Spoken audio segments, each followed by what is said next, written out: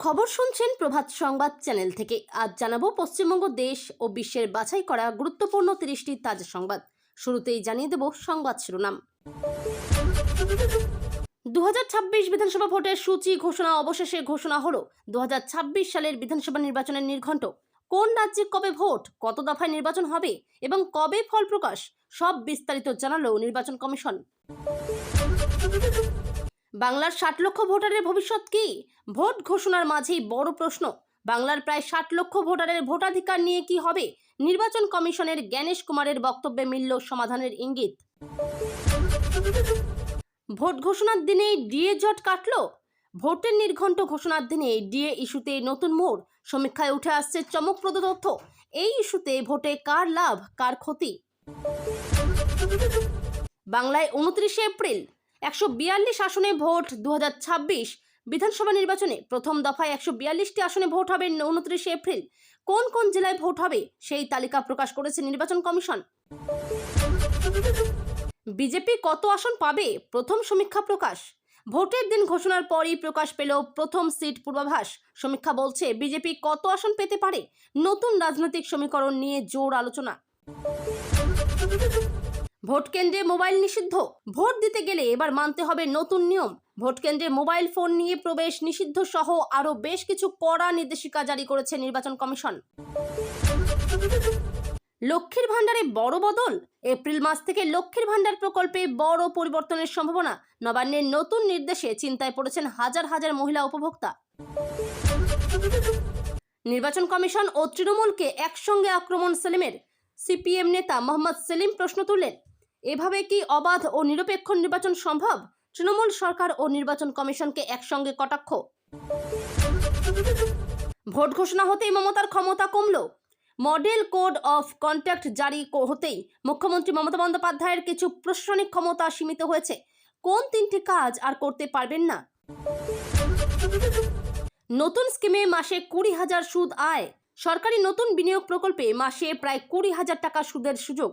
বাজারে ব্যাপক চর্চা শুরু হয়েছে এই স্কিম নিয়ে। বাংলায় 2 দফায় ভোট কেন? পশ্চিমবঙ্গে 2 দফায় ভোটের সিদ্ধান্ত কেন নেওয়া হয়েছে সেই কারণ ব্যাখ্যা করলেন নির্বাচন কমিশনার জ্ঞানেশ কুমার। মোদির সভার দিন হামলার অভিযোগ। মোদির ব্রিগেড সভার দিন শশী পাজার বাড়িতে হামলার ঘটনাকে জঘন্য বলে কড়া প্রতিক্রিয়া দিলেন অভিষেক বন্দ্যোপাধ্যায়। ব্রিগেড ফেরত ট্রেনে বিতর্ক। ব্রিগেড সভা থেকে ফেরার পথে ট্রেনে বিজেপি কর্মীদের বিরুদ্ধে মহিলাদের উদ্দেশ্যে অশালীন আচরণের অভিযোগে শিলিগুড়িতে উত্তেজনা। নন্দীগ্রামে তৃণমূলে ভাঙন। ভোটের আগে বড় ধাক্কা তৃণমূলকে। নন্দীগ্রামে 3 নেতা শুভেন্দু অধিকারীর হাত ধরে বিজেপিতে যোগ দিলেন। ধূপগুড়িতে তৃণমূলের বিরুদ্ধে বিক্ষোভ। তৃণমূল পঞ্চায়েত সদস্যদের ঘিরে গ্রামবাসীদের তীব্র বিক্ষোভ। ভোটের আগে ধূপগুড়িতে রাজনৈতিক উত্তেজনা তুঙ্গে। 2 অফিসারকে কেন্দ্রের ডেপুটেশনে পাঠাচ্ছে না রাজ্য। ডিএম ও সিপি বদলি নিয়ে রাজ্য ও কেন্দ্রের টানাপোড়েন। 2 অফিসারকে কেন্দ্রে পাঠাতে অস্বীকার করল নবান্ন। তৃণমূলের টিকিট বিপ্লবের ইঙ্গিত। ভোটের আগে প্রার্থী তালিকায় বড় পরিবর্তনের সম্ভাবনা। এক ঝাঁক নতুন মুখের ভিড়ে বাদ পড়তে পারেন দলের অনেক হেভিওয়েট নেতা। বিরোধী নেতার বাড়িতে তৃণমূল বিধায়ক। ভোটের মুখে বিরোধী শিবিরের নেতার বাড়িতে তৃণমূল বিধায়কের উপস্থিতি ঘিরে রাজনৈতিক জল্পনা তুঙ্গে। ভোটার তালিকা থেকে নাম কাটা গেলেও ভোট সম্ভব। নতুন নিয়ম অনুযায়ী ভোটার তালিকা থেকে নাম বাদ পড়লেও নির্দিষ্ট পরিস্থিতিতে ভোট দেওয়ার সুযোগ থাকতে পারে। তৃণমূলের সম্ভাব্য প্রার্থী তালিকা প্রকাশ। প্রতিকুর থেকে কুণাল ঘোষ কারা পেতে পারেন তৃণমূলের টিকিট, সেই সম্ভাব্য তালিকা নিয়ে শুরু হয়েছে জোর আলোচনা। ভোট ঘোষণার পরেই টিএমসি প্রার্থী তালিকা। নির্বাচনের দিন ঘোষণার পরেই তৃণমূলের প্রার্থী তালিকা প্রকাশের প্রস্তুতি। নন্দীগ্রামে কে লড়বেন তা নিয়েও জল্পনা। যুবসাথী পেমেন্ট নিয়ে বড় আপডেট। যুবসাথী প্রকল্পের টাকা পাওয়ার আগে SMS এলে কি করতে হবে, সরকারি নির্দেশিকা জানুন। ভোটের আগে পুলিশে বড় রদবদল। নির্বাচনের আগে রাজ্য পুলিশের ইন্সপেক্টর স্তরে বড় বদলি। 27 জন অফিসারকে অন্যত্র পাঠানো হয়েছে। ভোটের আগেই বিরোধীদের পরাজয়। নির্বাচনের আগেই রাজনৈতিক সমীকরণে বিরোধীদের পিছিয়ে পড়ার সম্ভাবনা। বিশ্লেষণে উঠে এলো নতুন অঙ্ক। বিজেপির বড় প্রতিশ্রুতি। বিজেপি ক্ষমতায় এলে লক্ষ্মীর ভাণ্ডারের থেকেও বেশি মহিলাদের মাসে 3,000 টাকা দেওয়ার প্রতিশ্রুতি শ্রমিক ভট্টাচার্যের। তৃণমূল কত আসন পাবে, কুণালের ভবিষ্যৎবাণী। ভোট ঘোষণার পরে তৃণমূলের জয়ের বড় দাবি কুণাল ঘোষের। তিনি বললেন কত আসন পেতে পারে দল। দিলীপ ঘোষের বিস্ফোরক মন্তব্য, কালীঘাটেও হামলা হতে পারে। দিলীপ ঘোষের এই মন্তব্যে রাজনৈতিক মহলে তীব্র বিতর্ক। ভোটে নামতে পারেন অভয়ার বাবা মা। অর্জুন সিং এর সঙ্গে বৈঠকের পর অভয়ার বাবা মা নির্বাচনে লড়তে পারেন কিনা এই নিয়ে জোর জল্পনা। গঙ্গাসাগরে গুলি চালনার ঘটনা ভোটের আগে। গঙ্গাসাগরে বিজেপি কর্মীর ওপর গুলি চালনার অভিযোগে উত্তপ্ত এলাকা। গিরিশ পার্কে ভাঙচুর, গ্রেপ্তার 4 গিরিশ পার্কে ভাঙচুরের ঘটনায় স্বতঃপ্রণোদিত মামলা করে পুলিশ 4 জনকে গ্রেপ্তার করেছে। বিজেপির বিক্ষোভে উত্তেজনা।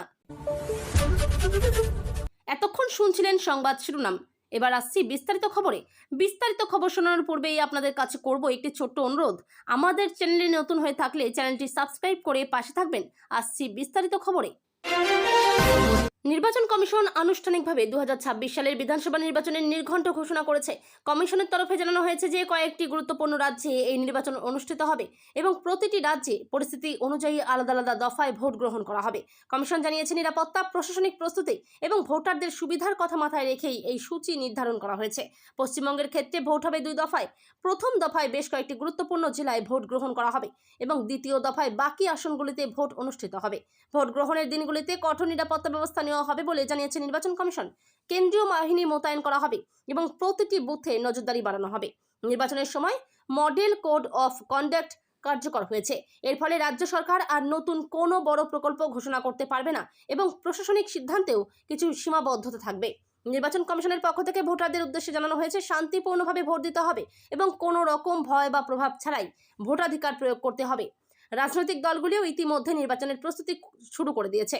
বিভিন্ন দল প্রার্থী তালিকা তৈরির কাজে দ্রুত শেষ করতে চাইছে। নির্বাচনের দিন ঘোষণা হতেই রাজ্যের রাজনৈতিক মহলে তৎপরতা অনেকটাই বেড়ে গেছে। বিশেষজ্ঞদের মতে এবারের বিধানসভা নির্বাচন রাজ্যের রাজনীতির জন্য অত্যন্ত গুরুত্বপূর্ণ হতে চলেছে, কারণ এই নির্বাচনের ফলাফল আগামী কয়েক বছরের রাজনৈতিক সমীকরণ অনেকটাই নির্ধারণ করতে পারে। ভোটের নির্ঘণ্ট ঘোষণার দিনেই রাজ্যের বহু আলোচিত ডিএ বা মহার্ঘ ভাতা ইস্যু আবার নতুন করে আলোচনায় উঠে এসেছে। দীর্ঘদিন ধরে সরকারি কর্মচারীরা ডিএ বাড়ানোর দাবিতে আন্দোলন করে আসছেন। বিভিন্ন সময়ে আদালতেও এই বিষয়টি নিয়ে মামলা হয়েছে।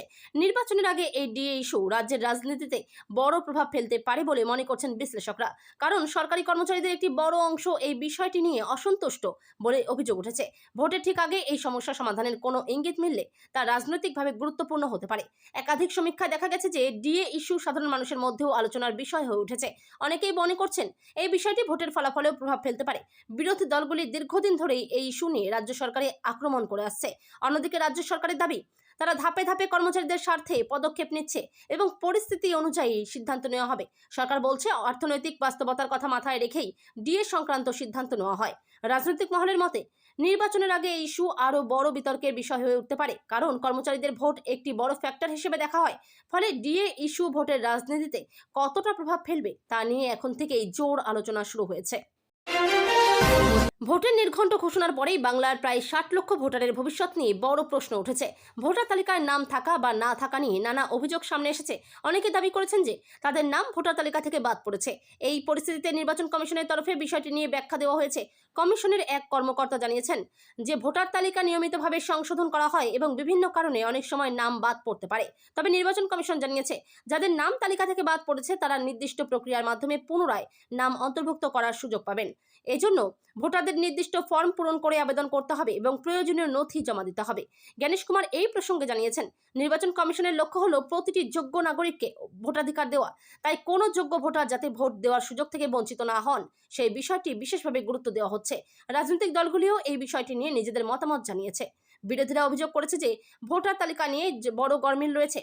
অন্যদিকে নির্বাচন কমিশন দাবি করেছে যে সবকিছু নিয়ম মেনেই করা হয়েছে। বিশেষজ্ঞদের মতে এত বড় সংখ্যক ভোটারের বিষয়টি নির্বাচনের আগে একটি বড় রাজনৈতিক ইস্যু হয়ে উঠতে পারে। ফলে নির্বাচন কমিশন কিভাবে এই সমস্যার সমাধান করে সেটাই এখন দেখার বিষয়। ভোটের নির্ঘণ্ট ঘোষণার পরে বিভিন্ন সমীক্ষা সংস্থা পশ্চিমবঙ্গের সম্ভাব্য ফলাফল নিয়ে পূর্বাভাস দিতে শুরু করেছে। একটি সমীক্ষায় দাবি করা হয়েছে যে বিজেপি এবারের নির্বাচনে উল্লেখযোগ্য সংখ্যক আসন পেতে পারে। সমীক্ষায় বলা হয়েছে গত কয়েক বছরে রাজ্যের রাজনৈতিক পরিস্থিতিতে অনেকটাই পরিবর্তন এসেছে। বিভিন্ন এলাকায় রাজনৈতিক শক্তির ভারসাম্য বদলেছে এবং তার প্রভাব নির্বাচনে পড়তে পারে। তবে এই সমীক্ষা নিয়ে রাজনৈতিক মহলে তীব্র বিতর্কও শুরু হয়েছে। শাসক দল তৃণমূল কংগ্রেসের নেতারা দাবি করেছেন, এই ধরনের সমীক্ষা বাস্তব পরিস্থিতি প্রতিফলিত করে না। তাদের মতে ভোটের সময়ই প্রকৃত ফলাফল সামনে আসবে। অন্যদিকে বিজেপির নেতারা বলছেন, মানুষের মধ্যে পরিবর্তনের ইচ্ছা বাড়ছে এবং সেই কারণেই সমীক্ষায় তাদের পক্ষে ফলাফল দেখানো হয়েছে। রাজনৈতিক বিশ্লেষকদের মতে সমীক্ষা সবসময় চূড়ান্ত ফলাফল নির্দেশ করে না। অনেক সময় ভোটের আগে পরিস্থিতি দ্রুত বদলে যায় এবং ভোটারদের সিদ্ধান্ত শেষ মুহূর্তে পরিবর্তিত হতে পারে। তাই এখন থেকেই কোনো দল কত আসন পাবে তা নিশ্চিতভাবে বলা সম্ভব নয়। তবে সমীক্ষাগুলি থেকে রাজ্যের রাজনৈতিক পরিবেশ সম্পর্কে একটি ধারণা পাওয়া যায়। শেষ পর্যন্ত ভোটের দিন মানুষের রায়ই নির্ধারণ করবে কে ক্ষমতায় আসবে। ভোটের মুখে পূর্ব মেদিনীপুরের নন্দীগ্রামে তৃণমূল কংগ্রেসের বড় ধাক্কার খবর সামনে এসেছে। স্থানীয় 3 জন প্রভাবশালী নেতা তৃণমূল ছেড়ে বিজেপিতে যোগ দিয়েছেন বলে জানা গেছে। এই যোগদানকে ঘিরে নন্দীগ্রামের রাজনীতিতে নতুন করে উত্তেজনা তৈরি হয়েছে। বিজেপি নেতা শুভেন্দু অধিকারীর উপস্থিতিতে ওই 3 নেতা বিজেপির পতাকা হাতে নেন। বিজেপির দাবি, নন্দীগ্রামের তৃণমূলের ভিত অনেকটাই দুর্বল হয়ে পড়েছে এবং ভোটের আগে আরও অনেক নেতা দল ছাড়তে পারেন। অন্যদিকে তৃণমূল কংগ্রেস এই ঘটনাকে খুব একটা গুরুত্ব দিতে চাইছে না। দলের পক্ষ থেকে বলা হয়েছে, যারা বিজেপিতে যোগ দিয়েছেন তারা কোনো বড় নেতা নন এবং এতে সংগঠনের ওপর বিশেষ প্রভাব পড়বে না। নন্দীগ্রাম এমনিতেই রাজ্যের রাজনীতিতে অত্যন্ত গুরুত্বপূর্ণ একটি কেন্দ্র। গত নির্বাচনে এই কেন্দ্রকে ঘিরে তুমুল রাজনৈতিক লড়াই হয়েছিল এবং ফলাফলও ছিল অত্যন্ত নাটকীয়। এবারও নন্দীগ্রামকে ঘিরে রাজনৈতিক উত্তেজনা বাড়ছে, বিশেষ করে ভোটের আগে দলবদলের ঘটনা সামনে আসায়। রাজনৈতিক বিশ্লেষকদের মতে এই কেন্দ্র আবারও রাজ্যের অন্যতম হটস্পট হয়ে উঠতে পারে। ভোটের মুখে এক অদ্ভুত রাজনৈতিক ঘটনার সাক্ষী থাকলো রাজ্যের রাজনৈতিক মহল। তৃণমূল কংগ্রেসের বিধায়ক অসিত মজুমদারকে দেখা গেল বিরোধী শিবিরের এক নেতার বাড়িতে যেতে। এই ঘটনাকে ঘিরে শুরু হয়েছে তীব্র জল্পনা। রাজনৈতিক মহলের অনেকেই মনে করছেন, ভোটের আগে এই সাক্ষাৎ কোনো বড় রাজনৈতিক সমীকরণের ইঙ্গিত হতে পারে, কারণ নির্বাচনের সময় এই ধরনের ঘটনা সাধারণত খুব কমই দেখা যায়। তবে অসিত মজুমদারের পক্ষ থেকে জানানো হয়েছে যে এটি সম্পূর্ণ ব্যক্তিগত সৌজন্য সাক্ষাৎ, এর সঙ্গে রাজনীতির কোনো সম্পর্ক নেই বলে তিনি দাবি করেছেন। অন্যদিকে বিরোধী শিবিরেও বিষয়টি নিয়ে স্পষ্টভাবে কিছু বলতে চায়নি। ফলে পুরো ঘটনাকে ঘিরে রাজনৈতিক মহলে রহস্য আরও বেড়েছে। বিশ্লেষকদের মতে, নির্বাচনের আগে অনেক সময় রাজনৈতিক নেতাদের মধ্যে অপ্রত্যাশিত যোগাযোগ তৈরি হয়। কখনো তা কৌশলগত, আবার কখনো শুধুই ব্যক্তিগত সম্পর্কের কারণে হয়।